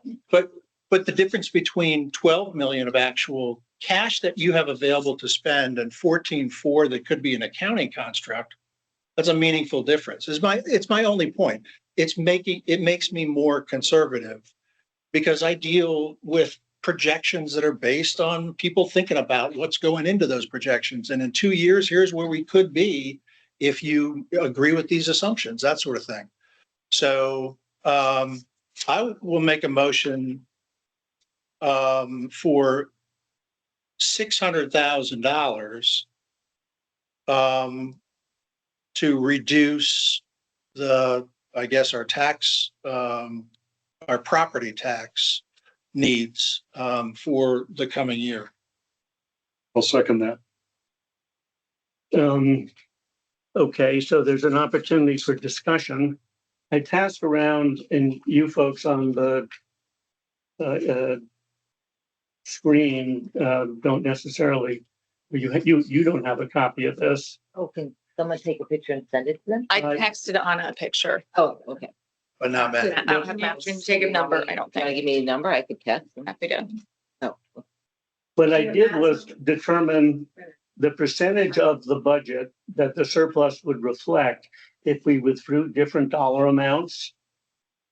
To illustrate, if we withdrew 578,000, the surplus would be left at 30% of budget. If we withdrew 1,034,000, it would be 29% of budget. If we withdrew 1,489,000, the percentage would be 28% of budget.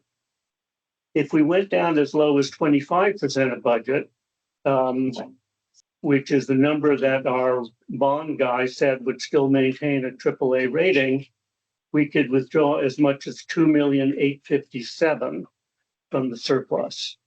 So that's that's the range I wrote down on this sheet. Is there any further discussion? All right, then I'll call for a vote. The motion on the table is to withdraw 600,000 from surplus. All in favor, say aye. Aye. Matt, Sorry, aye. I was looking at the, all opposed, say nay.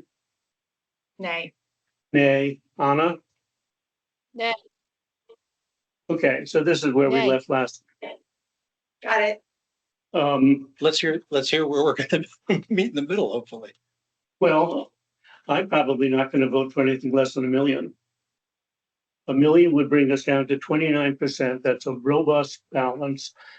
It is conservative compared to what this board has done in the past. And I don't begin to understand why the analysis that we're having tonight is so different from the analysis we had 1 year ago, 2 years ago, 3 years ago, and 4 years ago. Because with reasonable projections, you drop very significantly over the next 2 years. And that wasn't true a year ago, or 2 years ago, or 3 years ago, or 4 years ago. Of course it's true. Whatever projections you put down, you can get whatever numbers you want.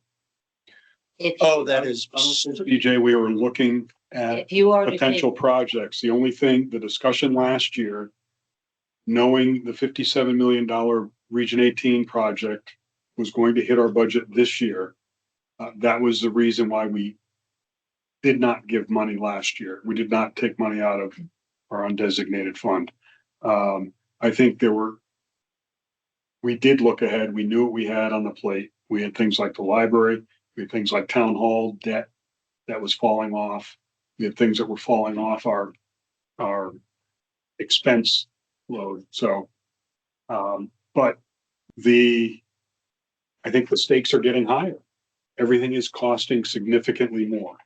Every project that's gone out to bid, the senior center has ended up costing more than anticipated. I'm sure, I hope Grassy Hill Road is not, but you know. But the fact that expenses go up means our taxes have to go up. That's Right. just a fact of life. Right. It doesn't mean that we have to hold on to $14 million of surplus. And that, you know, this is, and I mean, last year we had a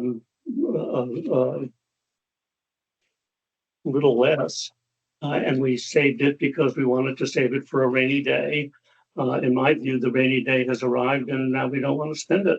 if you use $1 million, you would go to 16.15. If you use 800, 16.23. If you use the 600, it's 16.31. Right, and as a percentage of increase over the mill rate of 15.5, the 16.16 is what I got, would be a 4.26% increase in the mill rate. I mean, No, you my didn't, other you sheet, didn't yeah. do that.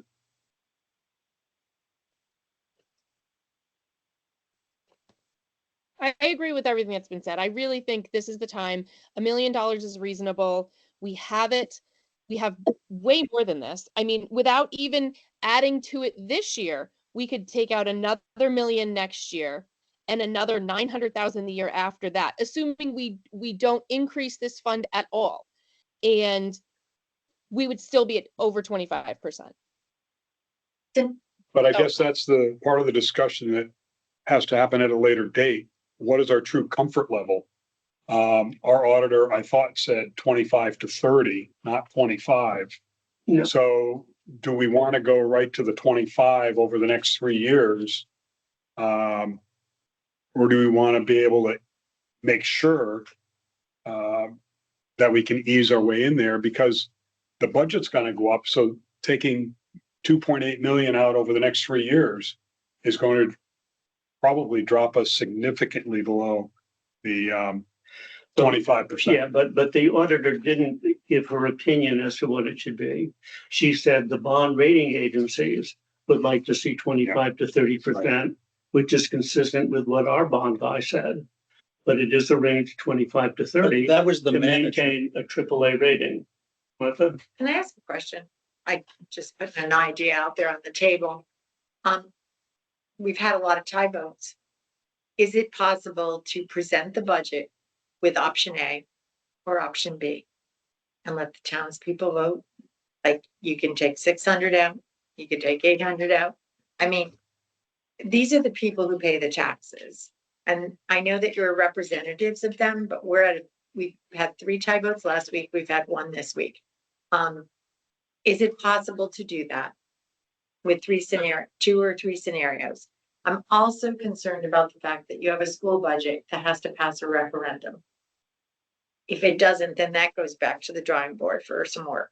So I'm trying to take the whole big picture into play, that this may not be our final number, depending on what happens. But I do think that if you can't come to an agreement here, then maybe you let your taxpayers decide. And you take one spokesman from each side to state their case at the end. The budget is the same. We're going to present the budget and then say, we could do this or we could do this. What would you like to do? You'd have to look at the statutes to see if that's even possible. I don't know. Yeah, I think what the statutes say is the procedure in Connecticut is to have a budget hearing for the Board of Finance to present to the taxpayers a proposed budget and to solicit feedback from the taxpayers reacting to that budget. Okay. So I don't think it's appropriate to take a vote of the taxpayers, but we can certainly get their So at the budget, feedback at the budget hearing. right, We can get feedback from the folks there. And then we have to meet again and take that feedback into account in making a decision. Yeah. okay, That's what the statutes contemplate. Now, fortunately, we haven't had to do that because the budget presented at the hearing has always seemed palatable to the taxpayers. So, it hasn't changed very much from the hearing to the final budget presentation. But the statutes contemplate that it may, and that's appropriate. so you Well, the mill could, rate isn't set until after the May meeting, so, Right. It's, Right. So, but to your point, we could go to the to the Budget. hearing and say that, we're kind of deadlocked over how much money to withdraw and solicit their reaction.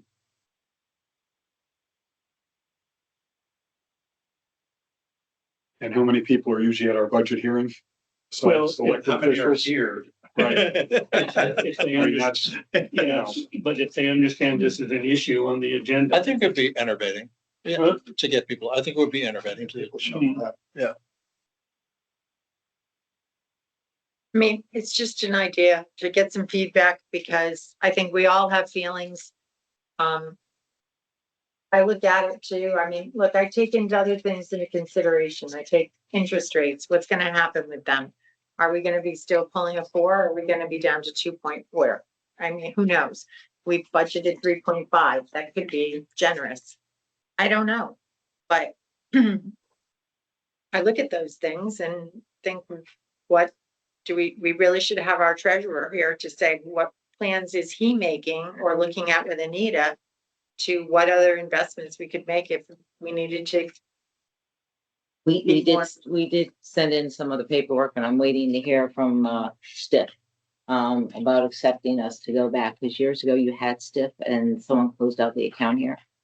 So we I went back to them and sent them all the application, and me and Matt discussed that, and Martha, and everything was sent in, and I'm waiting to hear back to be accepted. They'll give me a password and we can set up an account. Well, am I right in thinking that you folks are as stubborn as we are? And you're not much moved to move No, past the 600,000 and we're and I'm not. not, and especially with the fact that Martha and Anita found $171,000. So you add that to the $600,000 and that gets us to a budget that we're looking at this week that's $771,000 below what it was a week ago. And so therefore the mill rate impact to the taxpayer is based on the budget being offset by savings of 171,000 and a potential drawdown of our undesignated fund of 600,000. That gets us to 771, Mhm. which is close to the $800,000 that was one of the motions that was on the table last week. Mhm. It gets us there in a different way. Mhm. But- And everybody, that voted for that was satisfied with $800,000. And if you put David's motion that was just rejected of $600,000, again, with the 171, Mhm. that's basically the motion that was being talked about last week, minus about $19,000. Yeah, I wasn't, 21,000. I wasn't satisfied with the 800, Andy. It Well, was a motion okay, but on the that- table. And it seemed to me that that if we got to 800,000, well, okay, but I wasn't happy with it.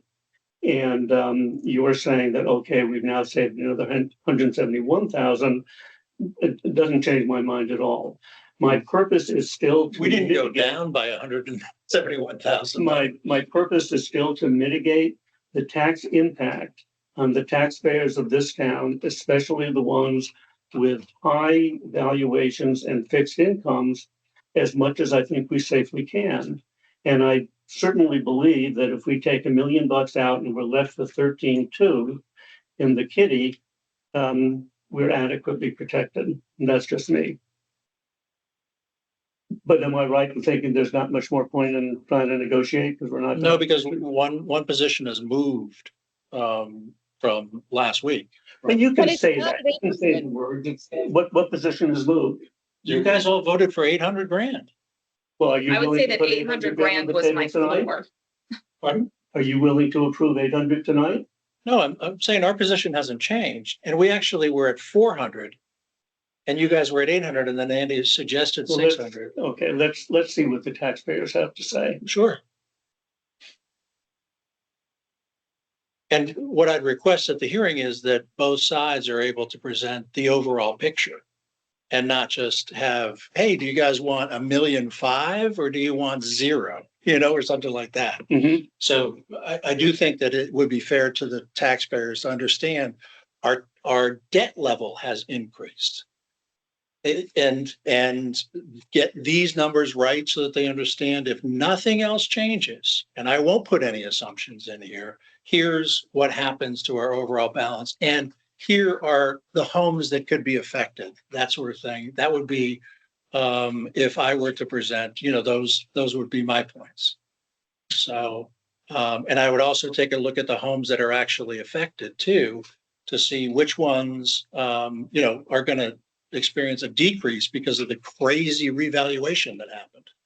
So a significant amount of valuation went from some houses to other houses. Well, but I thought you expressed some outrage at the burden that was placed on some homeowners whose valuations doubled. Oh, I didn't express outrage. I just noted it. And I said thought that you said they are that- probably going to be upset. I can afford it. I'm in your Maybe position. you weren't sympathetic with them. I wasn't sympathetic with them. Oh, I was sympathetic. Yeah. Mhm. But it was as a result of a revaluation process that I have no idea how it ended up with the result that it did. Okay. Does anybody have any other comments, questions? I think I have a question. Just can I ask to Dave, Andy, and Matt? A couple years ago, in a row, we went with 800,000. And I know that you are feeling like between Martha's savings, which in my opinion should have been in the budget in the first place, but it wasn't, and then the additional 600 that you're thinking you're coming close to that 800. But it's not actually, excuse me, taking 800 back out again of surplus. But yet years ago we were okay with that for like a while.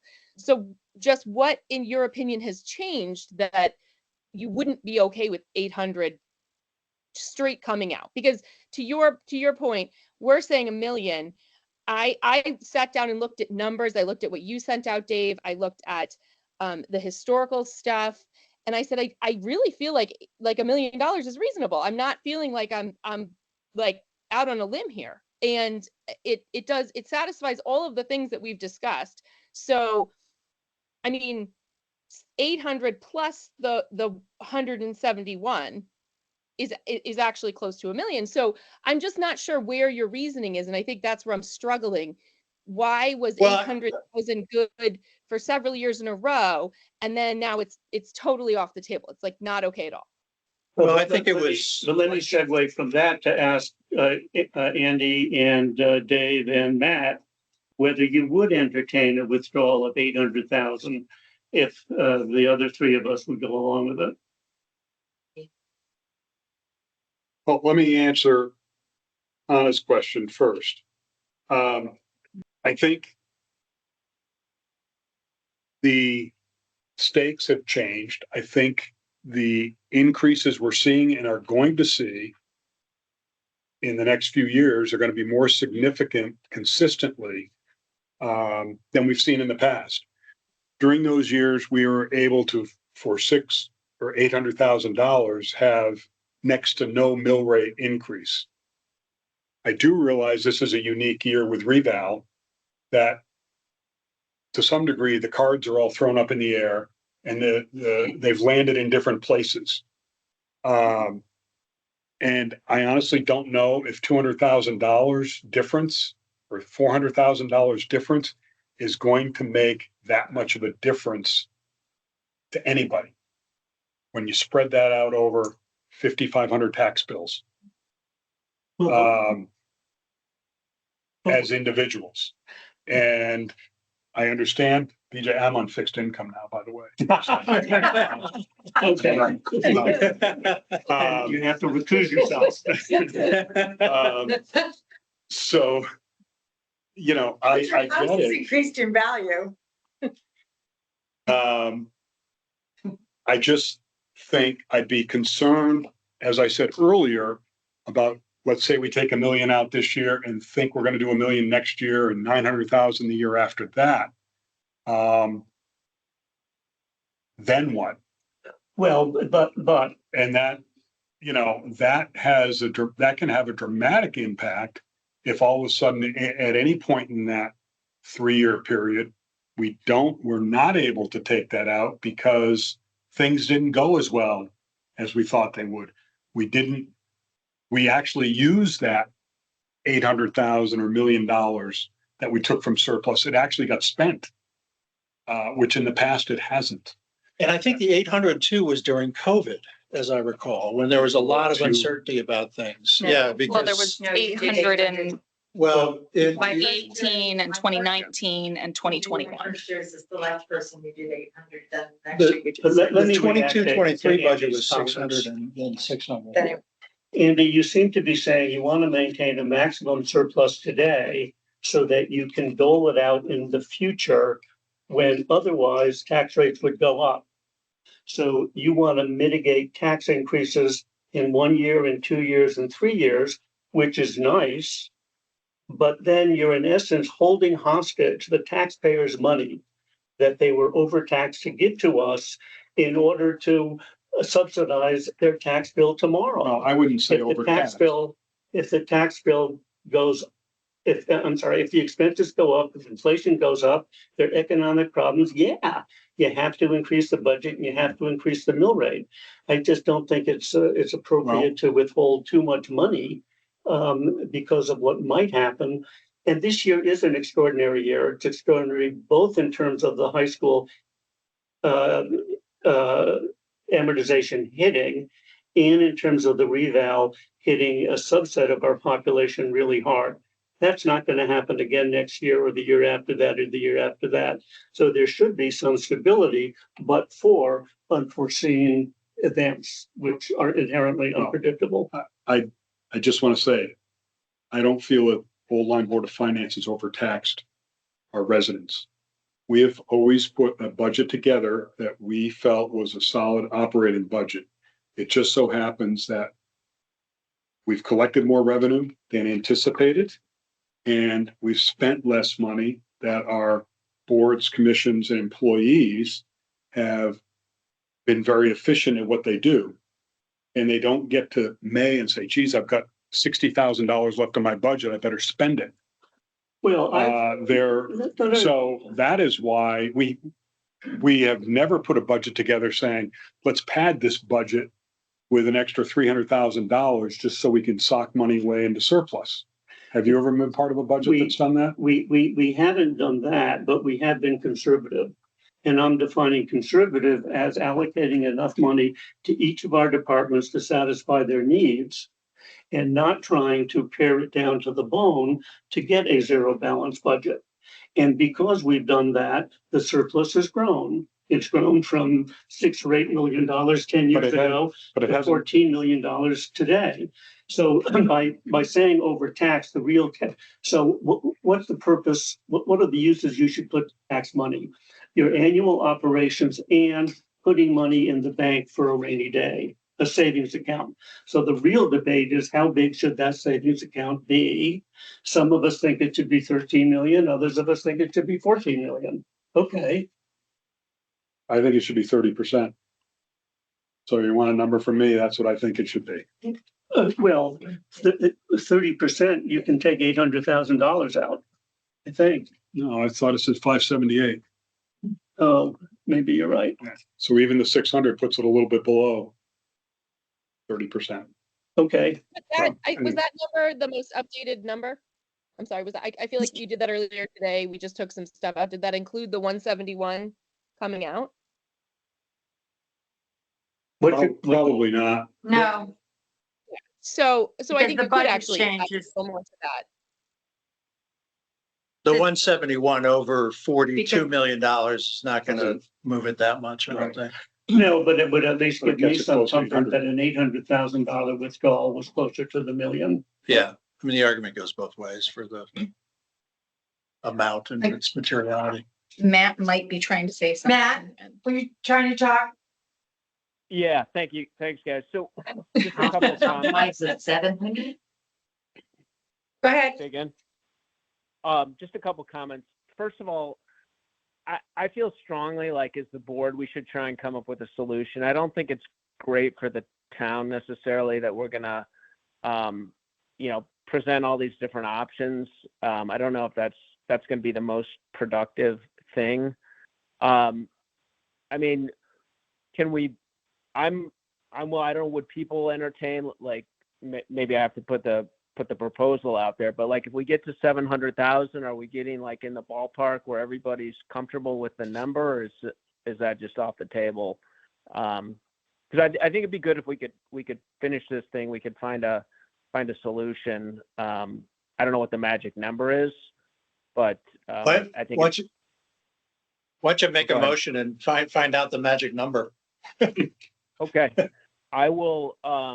I'll make a proposal for 700,000 from the surplus. I'll Second. that. Any discussion? All in favor, say aye. Aye. I Matt? Is Matt an Aye. aye? Yes. All opposed, say nay. Nay. Nay. All right, this is, I guess we're not going anywhere. yeah, Well, I mean, I find it kind of silly to negotiate through motions and resolutions as opposed to conversation.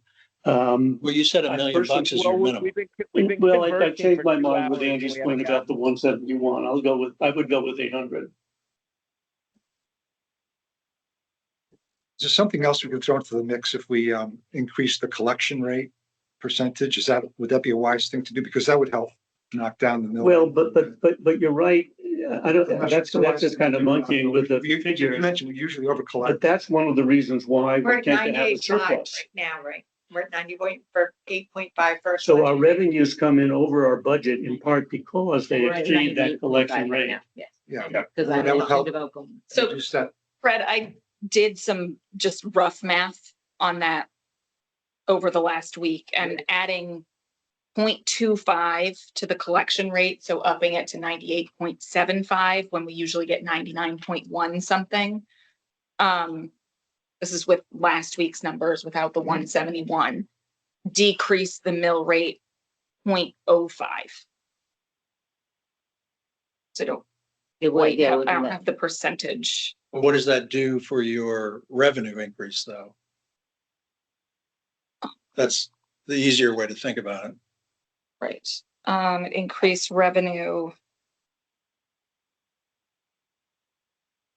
Gonna be increase the revenue on the new grand list too, based on the new grand list. Yeah, I use the new grand list.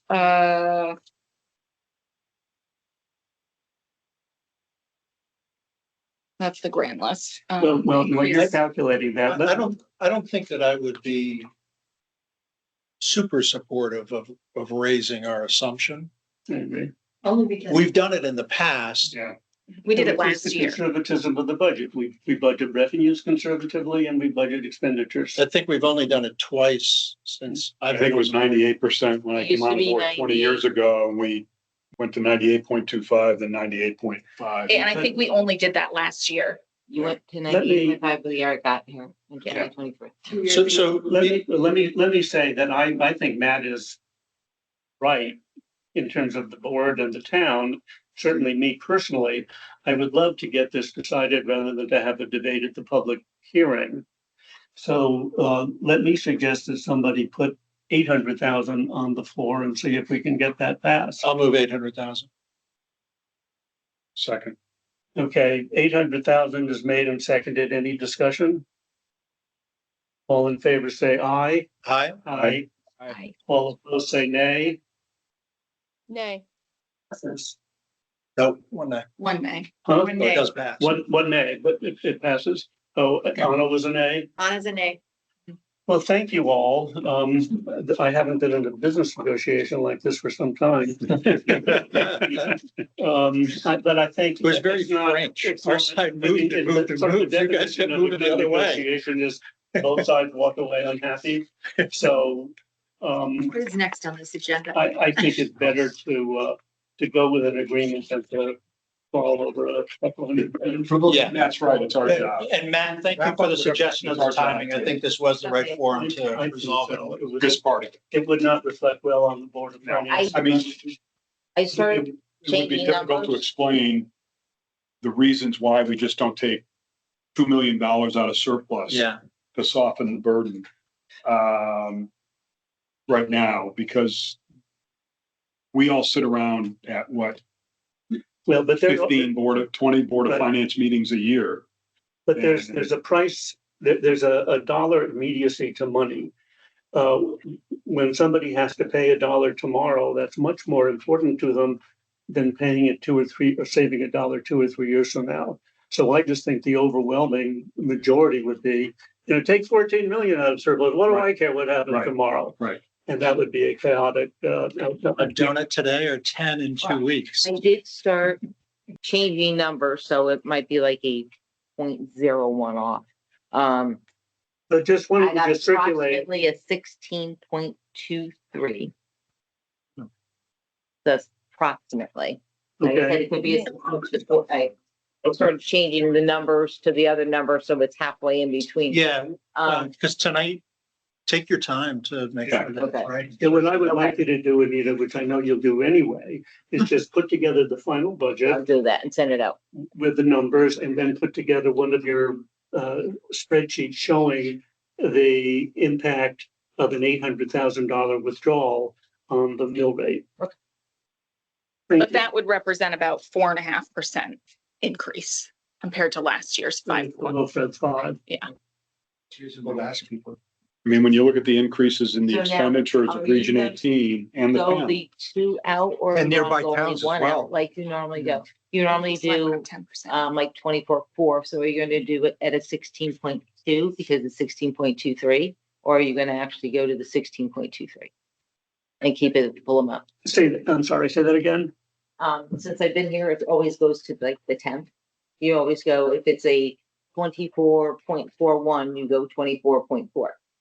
So You mean you if I'm round to the getting 10th? 16.23, are we gonna do 16.23 or are you gonna do 16.2? No, I think that. So you're gonna go out the 2. I Okay. think so. Just wanted to verify. Okay. Oh, you folks, some of you don't know that we're pushing the hearing date back by 1 week. It's not going to be this coming Monday, but it's going to be the following Monday. Is that right, Martha? It is because of the fact that our newspapers cannot accommodate our warning. Believe it or not, they told Michelle that they were too booked for, we really needed 7 days and it should have gone out in Monday. When we did go to reach for it, they said, oh, we're so busy this week. And I think it's because Friday's a holiday and people are scurrying. Yeah. They said, oh, we're booked until Thursday. I mean, I've never known a They only newspaper have to 4 tell me they're pages in booked. the newspaper. I mean, and it's not a big, it's Oh. this tiny, tiny little thing, Oh, my God. but they wouldn't put it in. And so And what's that, $400 ad? That's probably one of the biggest sales of the I week. did chat very quickly with Jack Collins this afternoon. He goes, nope, you gotta go. He goes, move it out a week or move it out 7 days. When you put it on Thursday, you can do Thursday or Monday, and BJ picked a week out to Monday. Wow. So here, you want something? Sure. You can always get another copy. Are we following the rest of the agenda or are we? Oh, I'm sorry. We- I'm already going home. I huh? know some people want to go home. I have no, Yeah, so- minutes or not. The next thing on the agenda is the approval of the minutes of April 8. Everybody has seen them. Does anybody need more time to review them?